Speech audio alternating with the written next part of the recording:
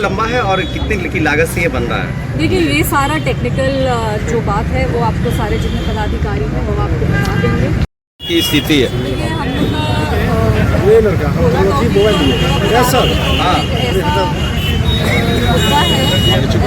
वो काम है जो जब समस्तीपुर हम चुनाव लड़ने आए थे तब हम इसी के आधार पे हम अपना चुनाव प्रचार भी किए थे और ये बहुत सालों पुरानी बात है। तो हमको लगता है कि मेरा ये सौभाग्य था कि मेरे कार्यकाल में बुलेट ट्रैफिक का कुछ बना समस्तीपुर में और एक ऐतिहासिक काम जो है वो समस्तीपुर लोकसभा में गई है। मेरा बस 3 प्राथमिकता है और मेरे साथ जितने भी जिला के पदाधिकारी हैं उनका भी सिर्फ यही 3 प्राथमिकता है कि क्वालिटी गुणवत्ता होती है उसके साथ कोई कॉम्प्रोमाइज़ नहीं करें। दूसरा कि ये टाइमली जो है कंप्लीशन डेट जिसका है उसमें वो ये डिलीवर हो जाए और तीसरा कि इसके बनने के समय कोई भी पब्लिक को डिफिकल्टी नहीं फेस करना पड़े, जैसे ट्रैफिक कंजेशन इशू है या जब बनता है तो नेचुरली रोड ब्लॉक हो जाता है। जहाँ पे छोटा टॉपिक जो है वो मार्केट एरिया है, वो डेंसली पॉपुलेटेड है, शुरू में लैंड एक्वायर करने के लिए भी समस्या आ रही है, पर अब हम लोग धीरे धीरे बहुत ही पॉजिटिव डायरेक्शन में बढ़ रहे हैं और बुलेट ऑफिस का काम शुरू हो गया है और बहुत रैपिड स्पीड से चल रहा है। जितने भी लोग हैं वो रात दिन लगे हुए हैं कि अच्छे से कंप्लीशन डेट तक उसको पूरा कर दिया जाए। मिर्ज़ापुर भी अब जल्दी से उसमें भी हाथ लगने वाला है, लैंड एक्विजिशन जो है वो शुरू हो चुका है और बहुत ही जल्दी मिर्ज़ापुर में भी काम लग जाएगा। तो डेफिनेटली जब 2 पीक आप कह सकते हैं कि जहाँ पे पीक ट्रैफिक जहाँ पे मूवमेंट है वहाँ पे एक तरीके से शटडाउन होगा ताकि दोनों आरओबी बन सके। तो ऐसे में पब्लिक को कोई दिक्कत ना हो और पदाधिकारी भी अपना काम अच्छे से कर सके। उस ब्रिज को हम लोग कवर करने के लिए नेता होते हैं और उसी का आज निरीक्षण करने के लिए बुलेट ऑफिस का हम लोग आए थे और अच्छे से काम हो रहा है और पूरा मेरे को विश्वास है कि बहुत सुंदर और बहुत अच्छा बुलेट ऑफिस। कब तक इसका लक्ष्य है?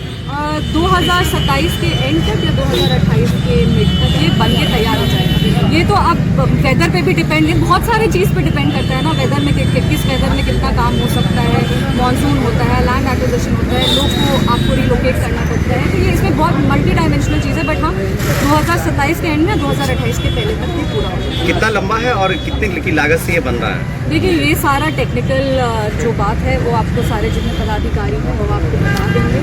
मेरा काम था बुलेट ऑफिस और मिर्ज़ापुर बनवाना, जो वादा हम किए थे वो वादा को हम पूरा किए हैं और 2029 में जब हम वापस समस्तीपुर का चुनाव लड़ेंगे तो मेरा काफिला बुलेट ऑफिस और मिर्ज़ापुर होते हुए भी जाए। सदन में विपक्ष जो है हंगामा कर रहा है, चलने नहीं दे रहा है, क्या